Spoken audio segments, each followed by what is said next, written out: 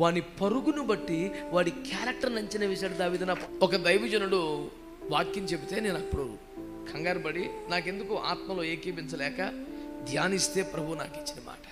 నిశలు ప్రయాసపడుతున్నటువంటి మా నాన్నగారు, మా తండ్రి గారు, మా రాజుగారని దావీదుకి వ్యతిరేకంగా కన్న కొడుకు చంపుతున్నాడా? ఎడి మెఫీబోషెత్ అన్నాడు.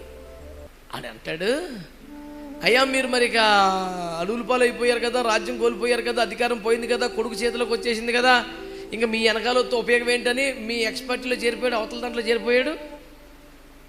అంటే దావీదు గుండె పగిలిచ్చి కొడుకులా చేర్చుకున్నానే, రాజకుమారులు ఒకడికి సదాకాలం బల్ల యుద్ధ భోజనం చేసి ఏర్పాట్లు చేసేనే, ఇంత ఘనపరిస్తే ఇంత ప్రేమిస్తే ఇలా చేస్తాడు, అచ్చి బాబోయ్ అని గుండెంత గాయమైపోయి దుఃఖంతో ఉన్నాడు. అడవులు పాలైపోయిన తర్వాత సుఖముగా తిరిగి రాజ్యమునికి తిరిగి వస్తున్న వేళ రోడ్డు పక్కన నేల మీద కూర్చొని పుష్పగుత్తం పుచ్చుకొని ఎదురు చూస్తున్నాడు. రాజు నాకు స్వాగతం అన్నాడు. చూశాడు, ఎరా నువ్వు రాలేదే ఆ రోజున? అప్పుడు అంటాడు, అయ్యా నాకు 2 కాళ్ళు లేవు, తమరుతో పాటు వచ్చేద్దామని బయలుదేరి గాడిదికి గంత కట్టమంటే ఈ సేబా నన్ను మోసం చేసి పరుగును వచ్చి లేనిపోని మాటలు మీకు చెప్పే ఉంటాడు. అయ్యాడు కాళ్ళు లేక గతి లేక వీడు మోసం చేస్తే ఆప్షన్ లేకపోవడం నన్ను గాడిద ఎత్తుకుపోయాడయ్యా అంటే దావీదు ఎంత బాధపడ్డాడు తెలుసా? నా మనిషి కదా, ఆడి కోసం నేను కష్టపడ్డాను, ఆడి కోసం కన్నీరు గార్చాను, నా కొడుకులో కొడుకుగా చేర్చుకుని నా బల మీద కూర్చోబెట్టానని. అలాంటప్పుడు నా శ్రమలో నాతో రాడాడు. వస్తే దావీదుకి లాభం లేకపోగా ఇంకా కష్టమేముంది, అయినా ఉండాలని కోరుకున్నాడు. యజమానుని సోయులేని పరుగు మనకొద్దు, తోలు వాని కేక వినని పరుగు మనకొద్దు,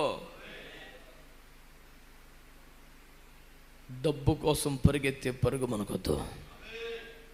ఆమేన్, హల్లెలూయా. అప్పుడు యోవాబే పరుగెత్తుకుని వెళ్ళి తన అంబుల పదలోకి వెళ్ళి 3 బాణాలు తీసి గురిచూచు కొట్టి దెబ్బ చంపేశాడు. యోవాబు చంపింది అబ్షాలోముని కాదు, దావీదు ప్రేమని, దావీదు మనసుని, దావీదు విన్నపాన్ని, దావీదు అభ్యర్థనని. మంచా చెడా లాభమా నష్టమా నీకు ఎందుకయా, ఆయన చెప్పాడు వద్దన్న నువ్వు చెయ్యాలంతే కదా. పోయింది, అదే అయిపోయింది. ఇప్పుడు ఈ చావు చూడగానే అహిమయస్సు అనేవాడు ఏమన్నాడు, అయ్యా నేను వెళ్ళి అబ్షాలోము ఇక లేడనే వార్తను దావీదు గారికి చెప్తాను అన్నాడు. అప్పుడు యోవాబు అన్నాడు, అవసరం లేదు, నోరు మూసుకొని కూర్చో, ఇదేం శుభవార్త కాదు, పెద్ద పరిగెత్తుకెళ్ళి కూర్చో అన్నాడు.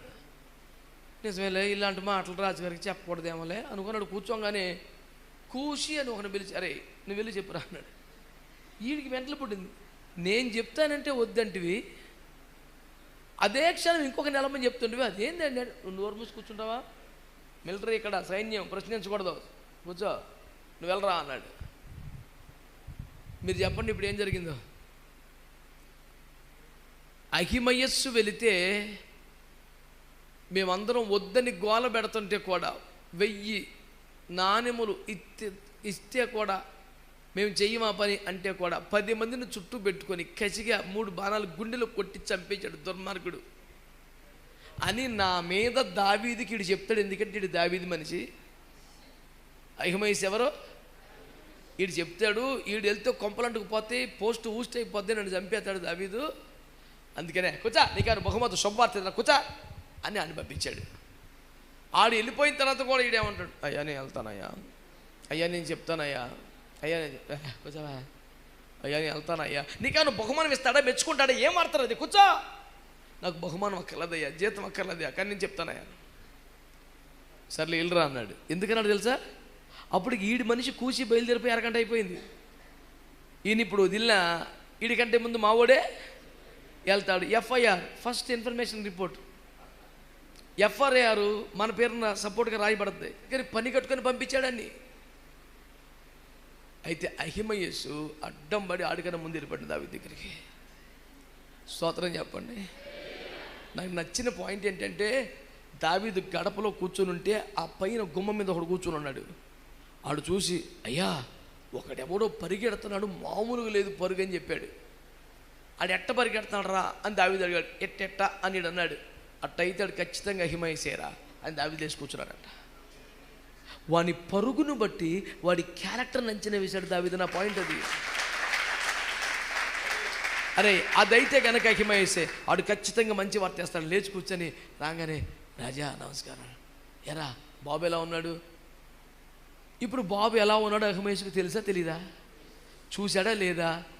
వీడు ఉన్నది చెప్పేస్తాడని బెంగ కదా యోవాబుని వద్దంటాం.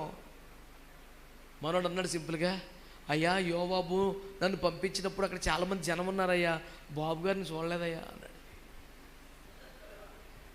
మరి ఎందుకో పరిగెత్తుకొచ్చా, కూర్చో పక్కన కూర్చా అన్నాడు. ఈలోపు ఉగురి చేత్త వచ్చాడు అసలోడు అంటే ఎవడో? యోవాబు మనిషి. ఏం చెప్తే చెప్పేవాడు, ఎట చెప్పండి అటు చెప్పేవాడు. దేవునికి స్తోత్రం. ఆడొచ్చాడు. వచ్చి ఉగిరి చేస్తున్నాడు. రే బాలుడైన అంశాలు ఎలా ఉన్నాడు రా, నీ శత్రువులు అందరూ చచ్చినట్టు ఆవిడ చచ్చిపోయాడు. దావీదు కుప్పకూలిపోయి భయంకరంగా ఏడుస్తున్నాడు. అయ్యో అబ్షాలోమా నా కుమారుడా, నీకు బదులు నేను చచ్చిపోతే బాగుండేదిరా, ఎంత ఘోరం జరిగిపోయిందిరా అని భయంకరంగా ఏడుస్తున్నాడు. అహిమయస్సు దావీదు పక్కన నిలబడి ఉన్నాడు. ఒక దైవజనుడు వాక్యం చెబితే నేను అప్పుడు కంగారు పడి, నాకెందుకు ఆత్మలో ఏకీభించలేక ధ్యానిస్తే ప్రభు నాకు ఇచ్చిన మాట. అహిమయస్సు వేస్ట్గా పరిగెత్తాడు, అడ్డగోలుగా పరిగెత్తాడు, కొంతమంది అలాగే పరిగెడుతున్నారు అని చెప్పినప్పుడు నేను ఎందుకో ఆత్మలో ఏకీభించలేకపోయాను. సరే పెద్దవారే కదా, మంచిదేలే అనుకున్నాను. కానీ నేను దాని మీద నెమ్మది పొందల. ఏంటి అహిమయస్సు గురించి బైబిల్లో ఎక్కడ చూసినా పాజిటివ్గా ఉంది, ఈయనేమో వేస్ట్గాడు అడ్డగోలుగా పరిగెత్తాడు, అబ్షాలోము గాడిదికి అహిమయస్సుకి తేడా లేదన్నట్టుగా మాట్లాడుతున్నాడు. ఏంటి ఎందుకో తేడా కొడుతుంది, కరెక్ట్ కాదు అనుకుని ప్రభు దగ్గర కూర్చుంటే ప్రభు నాకు నేర్పిన పాఠం. ఇప్పుడు ఈ మాట వినండి. అబ్షాలోము చనిపోయాడా, ఎలా ఉన్నాడంటే అహిమయస్సు చెప్పాడా? అహిమయస్సుకి తెలీదా? చెప్పాడా? మరి ఎందుకు వెళ్ళినట్టు? ప్రభు నాతో మాట్లాడిన మాట. అహిమయస్సు దావీదును ప్రేమించేవాడు, అహిమయస్సు దావీదును గౌరవించేవాడు. 1000 నాణెములు ఇస్తే కూడా దావీదుకి వ్యతిరేకంగా చిన్న పని చేయని నమ్మకమైన వాడు. అలాంటి వాడు సైన్యములో పదోన్నతి, సేనాధిపతికి నడికట్టు పొందడం అంటే చిన్న విషయం కాదు. అది సకల గౌరవాలని, జీతభత్యాలని, ఘనతలన్నింటినీ వద్దన్నాడు. ఎందుకంటే రాజు అంటే అంత ప్రేమ. అతనికి ఉద్యోగం కంటే, పదోన్నతి కంటే, ప్రమోషన్ కంటే, డబ్బు కంటే, అన్నిటికన్నా రాజు అంటే పిచ్చి ప్రేమ. మరి ఇన్ని చేసినోడు ఎందుకు వెళ్ళలేదు? వెళ్ళి ఎందుకు చెప్పలేదు అని అడిగితే ప్రభు నాకు నేర్పిన పాఠం, కన్న కొడుకు అబ్షాలోము రాజుకు వ్యతిరేకంగా పనిచేయటాన్ని కల్లారా చూశాడు. రాజును చంపడానికే బరితెగించిన సీన్ కల్లారా చూశాడు. దావీదు నమ్మిన బంటని యోవాబు దావీదుకు వ్యతిరేకంగా అబ్షాలోమును చంపడం కల్లారా చూశాడు. అబ్షాలోమును చంపిన యోవాబుకు అనుకూలంగా మాట్లాడే కూషి ఉత్సాహం పరుగును కల్లారా చూశాడు. అహిమయస్సుకు బాధ కలిగిందట. ఏంటి ఇలా జరుగుతుంది? దేవుని మనస్సును సంతోషపరచడానికి అహర్నిశలు ప్రయాసపడుతున్నటువంటి మా నాన్నగారు, మా తండ్రి గారు, మా రాజుగారని దావీదుకి వ్యతిరేకంగా కన్న కొడుకు చంపుతున్నాడా? యోవాబు సేనాధిపతి కొడుకు శత్రువు అయిపోయాడు, సేనాధిపతి కన్నింగ్ అయిపోయాడు. ఆడ అసిస్టెంట్ కూడా డబ్బు కోసం పరిగెడుతున్నాడు. మొత్తం రాజ్యమే మా నాన్నగారికి వ్యతిరేకంగా కొట్టని చేస్తున్నారు. డాడీకి ఏదో నష్టం జరుగుతుంది, డాడీకి ఏదో కీడు జరుగుతుంది, వీళ్ళందరూ ఏకమైపోయి నాన్నగారిని ఇబ్బంది పెడుతున్నారు. ఈ పరిస్థితుల్లో నేను పోయి మా నాన్న పక్కన నిలబడాలా, ఆయన గుండె బగ్గిలు కూలిపోతాడేమో, ఏదైనా బాధ జరుగుద్దేమో, నేను పోయి మా నాన్న దగ్గర ఉండాలని, నాన్న దగ్గరికి వెళ్ళాలి. మొత్తం వ్యతిరేకమైపోయారు, మొత్తం యాంటీ అయిపోయారు, ఏదో చేస్తున్నారు రా బాబు. సైన్యాధిపతి అలాగే ఉన్నాడు, సైనికుడు అలాగే ఉన్నాడు, కొడుకు అలాగే ఉన్నాడు. బాబోయ్ ఈ దశలో నేను మా అయ్యగారి పక్కన ఉండాలి అనే ఒక పిచ్చి ప్రేమతో, ఆరాటముతో అతని పక్కన నిలబడాలి, ఆయనకి ఏదైనా చూసుకోవాలి, కాపాడుకోవాలనే తాపత్రయం కొద్ది పరిగెత్తాడు తప్ప యోవాబు ఏమనుకున్నాడు? ఈ నా గురించి చెప్తాకి వెళ్తానుకున్నాడు, నా గురించి చెప్పడానికి వెళ్తాను అనుకున్నాడు యోవాబు. కానీ ఒక్క మాట యోవాబు చెప్పాడా? అయ్యా ఆడే చంపేశాడని ఒక్క మాట అంటే తప్పేం కాదుగా. అంటే శత్రువు మీద కూడా ఒక చెడ్డ మాట చెప్పే మనసు అహిమయస్సుకు లేదు. ఇప్పుడు యోవాబు చంపాడని చెప్తే అది అబద్ధం కాదుగా, నిజమేగా. అది దావీదుకి వ్యతిరేకం కాదుగా, అనుకూలమైన రిపోర్టేగా. అయినా ఒకడి మీద చెడు చెప్పే మనసు అహిమయస్సుకు లేదు. అదే సీబా అని ఉన్నాడు, చూసావు? సీబా యోనాతాను యొక్క దాసుడు. ఆడేం చేశాడు? దావీదు అడవుల పాలైన ఇదే సందర్భంలో, అబ్షాలోము సందర్భంలో, ఆ 2 కాళ్ళు లేదు కదా, గాడిద గంత కట్టాలని వెళ్ళిపోతాను మా నాన్నగారితో పాటు అడవిలోకి అన్నాడు. మెఫీబోషెత్ అలాగంటే అలాగేనయ్యా అని గాడిద గంతకెట్టి ఆడి వెళ్ళిపోయాడు. సహజంగానే దావీదు అడుగుతాడు, ఏడ్రా మీ వాడు, మీ అయ్యగారు రాలేదే అన్నాడు. ఎవరన్నా అయ్యబ్జేకి రాకపోతే అడిగితే తెగ ఫీల్ అయిపోతారు. అడుగుతాడు, మరి అడగరా, దేవునికి స్తోత్రం. రాకుండా ఎగ్గొట్టేస్తాక ఫీల్ అవ్వడు, కానీ రాలేదే అని అడిగితే ఫీల్ అయిపోతాడు. ఆడేమో రకమో నాకు అర్థం కాదు. సరే ఏడి మెఫీబోషెత్ అన్నాడు. ఆడంటాడు, అయ్యా మీరు మరి ఇక అడవుల పాలు అయిపోయారు కదా, రాజ్యం కోల్పోయారు కదా, అధికారం పోయింది కదా, కొడుకు చేతిలోకి వచ్చేసింది కదా, ఇంకా మీ వెనకాలతో ఉపయోగం ఏంటని మీ ఎక్స్పర్ట్లో చేరిపోయాడు, అవతల దాంట్లో చేరిపోయాడు. అంటే దావీదు గుండె పగిలిచ్చి, కొడుకులా చేర్చుకున్నానే, రాజకుమారులు ఒక్కడికే సదాకాలం బల్ల యుద్ధ భోజనం చేసి ఏర్పాట్లు చేసేనే, ఇంత ఘనపరిస్తే, ఇంత ప్రేమిస్తే ఇలా చేస్తాడు, అచ్చి బాబోయ్ అని గుండె అంత గాయమైపోయి దుఃఖంతో ఉన్నాడు.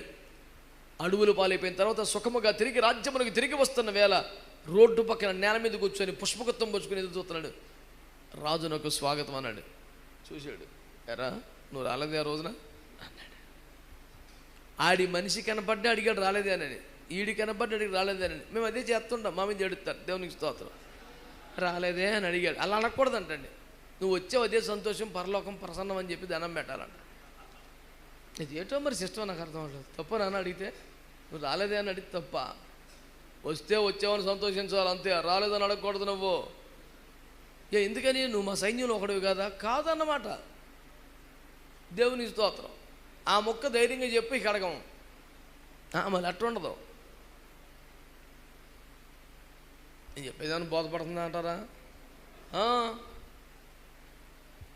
అప్పుడు అంటాడు, అయ్యా నాకు 2 కాళ్ళు లేవు, తమరుతో పాటు వచ్చేద్దామని బయలుదేరి గాడిదికి గంత కట్టమంటే ఈ సేబా నన్ను మోసం చేసి పరుగును వచ్చి లేనిపోని మాటలు మీకు చెప్పే ఉంటాడు. అయ్యాడు కాళ్ళు లేక గతి లేక వీడు మోసం చేస్తే ఆప్షన్ లేకపోవడం నన్ను గాడిద ఎత్తుకుపోయాడయ్యా అంటే దావీదు ఎంత బాధపడ్డాడు తెలుసా?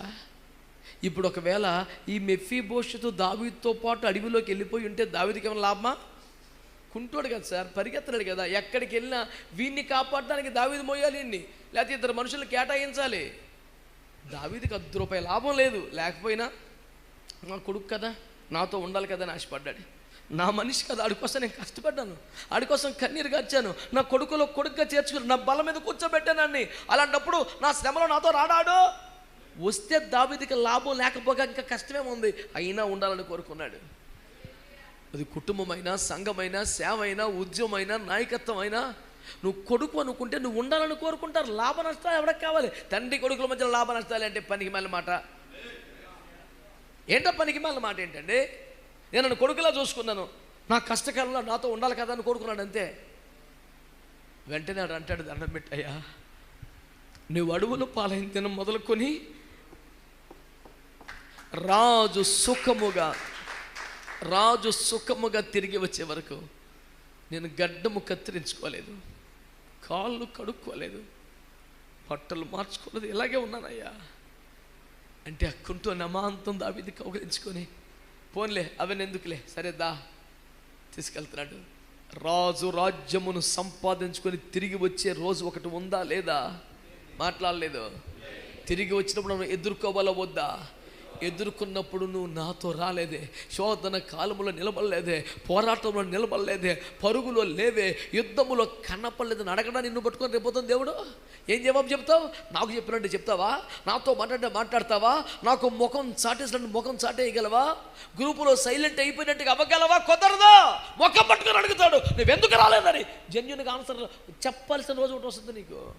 ఏం తమాషా అండి ఏమన్నా? ఒక వ్యక్తి కోసమా, ఒక సంస్థ కోసమా, ఒక డబ్బు కోసమా, ఒక పదవి కోసమా? దేశంలో మహారక్షణ కొరకు మోకాల మీద ప్రయాసపడుతున్నాం.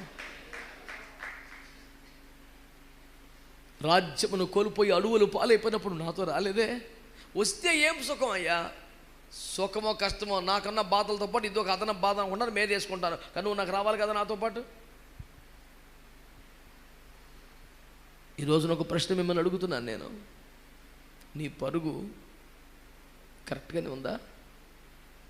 నమ్మకమైన పరుగేనా? యథార్థమైన పరుగేనా? కొంతమంది ఏమో బుద్ధి లేని పరుగు, కొంతమేమో కుట్రపూరిత పరుగు, కొంతమంది ఏమో అసలు ఈ మాట చెప్తే దావి చచ్చిపోతాడేమో, కుప్పకూలిపోతాడేమో, అడిగి ఏం ఫీలింగ్స్ లేవు. మీ బాబు శత్రువులందరూ పోయినట్టు అడుగుపోయాడు.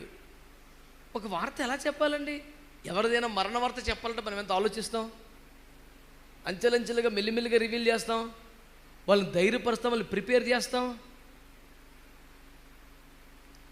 ఒరిస్సా సేవకి వెళ్ళి చనిపోయిన ఒక దైవజనుడు కుమారుని వార్త దైవజనుడు అయినటువంటి ఇంకొక వ్యక్తి ఆ దైవజనుడికి చెప్పడానికి, అయ్యా దేవుడు పరిశుద్ధులను తీసుకుంటాడయ్యా, అయ్యా మిషనరీ పిల్లలందరూ ఇలాగే చనిపోయారయ్యా, ఫలానా మిషనరీ కొడుకు ఇట్లా చనిపోయాడు, ఫలానా దైవజనుడు కుమార్తె, ఫలానా దైవజనుడు భార్య చనిపోయింది, సేవలు ఇవన్నీ సహజం. అవునయ్యా అవునయ్యా అవునయ్యా ఇలాగా 45 నిమిషాలు చెప్పి, నిజమేనయ్యా మన కుటుంబంలో జరిగితే కూడా మనం అట్లాగే స్వీకరించాలి, అట్లాగే అంగీకరించాలి, తప్పదు, దేవుని చిత్తం అని చెప్తున్న తర్వాత, అవునయ్యా ఆ చిత్తములను బట్టే బాబుని దేవుడు తీసుకున్నాడు అయ్యా అని చెప్తే ఒక్క నిమిషమే ఏడ్చాడంట. తేరుకొని సరే అయ్యా దేవుని చిత్తం అని ఆ జ్ఞాపకార్థకుడికి నన్ను పిలిచారు. నేను వెళితే నా సమక్షంలో ఆ దైవజనుడు కొడుకుని, ఏమిటి 20 సంవత్సరాల వయసుకు వచ్చిన సేవకు పనికొస్తున్న కొడుకుని అర్ధాంతరంగా కోల్పోతే మిషనరీ ట్రిప్లో ఆ తండ్రి చెప్పిన సాక్ష్యం తెలుసా? నేను కూడా అందరిలాగానే గుండె పగిలి చచ్చుండేవాడిని, కానీ దైవజనులను సిద్ధపరిచిన తీరు వలన నేను తట్టుకోగలిగాను అన్నాడు. Wow, what a wonderful ministry that was. ఆ సభలో నేను కాదు ఇంకొక 100 మంది చెప్పిన ప్రసంగాల కంటే ఆ రోజున 108లో కూర్చున్న దైవజనుడు చెప్పిన మాటలే కాస్ట్లీ. ఈ వేదిక మీద 100 మంది చెప్పిన ప్రసంగాల కంటే అదే కాస్ట్లీ. ఒక తండ్రి గుండె పగలకుండా కొడుకు మరణాన్ని స్వాగతించి, జ్ఞాపకార్థకుడి టైటిల్ అని తెలుసా? ఘనమైన కృతజ్ఞత అని పెట్టాడు. పిచ్చెక్కపోయింది నాకు, వాక్యం చెప్పడానికి స్వరం రాలేదు. ఘనమైన కృతజ్ఞత పెడితే ఏం టైటిల్ పెట్టేవాయా బాబు? నా కొడుకును ఒరిస్సా మిషనరీ సేవకు ఒక విత్తనంగా విత్తాను, చూసుకో రాబోయే సంవత్సరంలో పంట అంటున్నాడు. ఆశ్చర్యపోయాను నేను.